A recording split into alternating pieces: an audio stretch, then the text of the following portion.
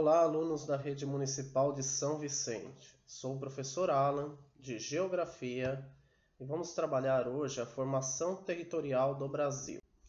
Vamos aprender agora por que Espanha e Portugal dividiram as terras recém-descobertas da América e assinaram um tratado, o Tratado de Tordesilhas.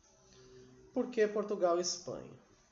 Esses dois países não dividiam apenas a Península Ibérica.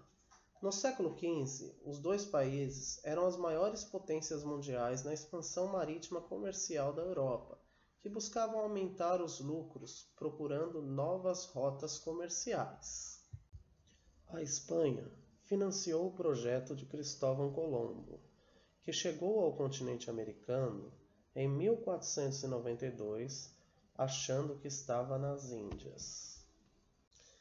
A descoberta de novas terras pelos espanhóis em 1492 despertou um grande interesse de Portugal, que começou a reivindicar da Espanha o direito de explorar essas terras.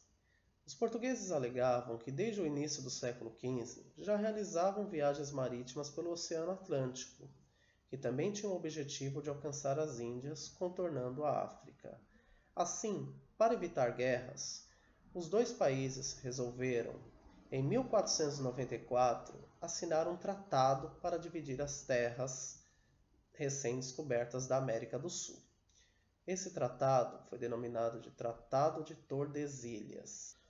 Documento assinado entre os reis de Portugal e da Espanha, na vila de Tordesilhas, delimitaram uma linha imaginária que passava a 370 léguas da ilha de Cabo Verde.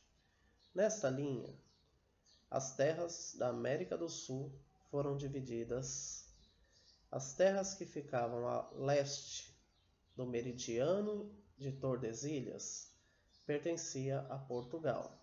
Já as terras que ficavam a oeste do meridiano de Tordesilhas pertenciam à Espanha, como veremos no mapa a seguir. O mapa mostra a divisão do meridiano de Tordesilhas. Lado leste, Portugal. Terras pertenciam ao rei de Portugal. Lado oeste, Espanha. A primeira representação do território brasileiro foi feita em 1502 no Mapa Mundi de Cantino. Esse mapa representava a costa litorânea brasileira e a linha do Tratado de Tordesilhas. A ocupação do território brasileiro iniciou em 1500, 6 anos após a assinatura do Tratado de Tordesilhas. Ao chegar nas novas terras, os portugueses encontraram povos que já habitavam o nosso país. Os povos indígenas, que há séculos habitavam essas terras. Qual era a quantidade de indígenas que viviam no território brasileiro antes da chegada dos portugueses? Não temos um número exato, mas de acordo com a FUNAI, Fundação Nacional do Índio, em 1500 os números variavam entre 1 a 10 milhões de índios, divididos em aproximadamente 1000 povos. Esses povos indígenas apresentavam grande diversidade cultural, principalmente por diferentes línguas, crenças e hábitos alimentares. Este mapa mostra a distribuição dos povos indígenas antes de 1500.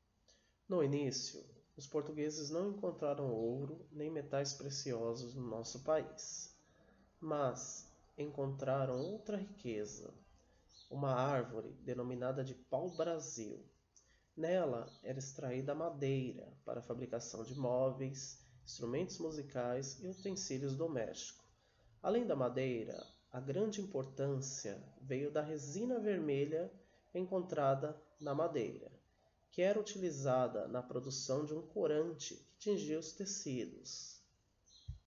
Nesse período, começou a primeira atividade econômica do nosso país, a exploração do pau-brasil. Portugal transformou a exploração do pau-brasil em monopólio da coroa, tendo total controle de toda a produção. O trabalho de extração do pau-brasil era feito com mão de obra indígena. obtida a partir da prática do escambo, ou seja, da troca de mercadorias e bugigangas europeias pelo trabalho pesado. A intensa exploração do pau-brasil na Mata Atlântica levou a árvore à extinção. Hoje, encontramos poucas árvores de pau-brasil na natureza, a maioria em jardim botânico e áreas de unidade de conservação. Porém, essa árvore foi importante para o nosso país, pois deu origem ao nome do nosso país de Brasil. A partir de 1530, houve um declínio com o comércio de Portugal com o Oriente. A coroa portuguesa, então, decidiu ocupar as terras da América. Mandou assim a primeira expedição colonizadora à América, comandada por Martim Afonso de Souza. Essa expedição tinha por objetivo combater os invasores franceses, o comércio ilegal de pau-brasil e estabelecer núcleos de povoamento no litoral e desenvolver principalmente o cultivo da cana-de-açúcar. Uma ideia que Portugal usou na Ilha da Madeira e deu certo. Então eles trouxeram essa ideia para o Brasil, criando assim os engenhos de cana-de-açúcar. Então, em 1532, Martim Afonso de Souza fundou a primeira vila do Brasil, a Vila de São Vicente. Mas quem trabalhava nos engenhos? Inicialmente, a mão de obra escravizada era dos indígenas, que trabalhavam na produção do açúcar. No começo do século XVII, com a população indígena bastante reduzida, Portugal buscou mão de obra na África. Os africanos chegaram de uma forma involuntária para trabalhar na condição de escravos, sem nenhum direito. Eles comiam resto de comida e trabalhavam sem salário. Quais mudanças ocorreram no espaço geográfico do Brasil nesse período? Esse período marcou pelo surgimento dos primeiros núcleos urbanos, além da criação de vilas como São Vicente e cidades como Recife, Olinda. Salvador foi construída para ser sede da primeira capital do Brasil, controlada pelo governador-geral do Brasil, Tomé de Souza, em 1549. As cidades de Olinda e Recife prosperaram ao redor dos portos, que foram construídos para levar o açúcar para a Europa. Essa é uma pintura a óleo que representa um engenho no Brasil. Com a grande expansão da produção açucareira, Portugal resolveu desenvolver outros cultivos no Brasil.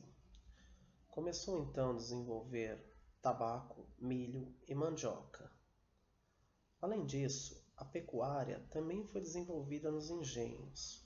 Tinha como principal função fornecer carne aos moradores e animais de tração para movimentar as moendas e transportar cargas. Este mapa representa as atividades econômicas do século XVI. Podemos destacar como principais atividades econômicas a extração do pau-brasil, o cultivo da cana-de-açúcar, a pecuária e outros cultivos. Agora é com vocês. Acesse o blog da Educação Básica SV e realize as atividades 14, 15, 16 e 17. Bons estudos a todos.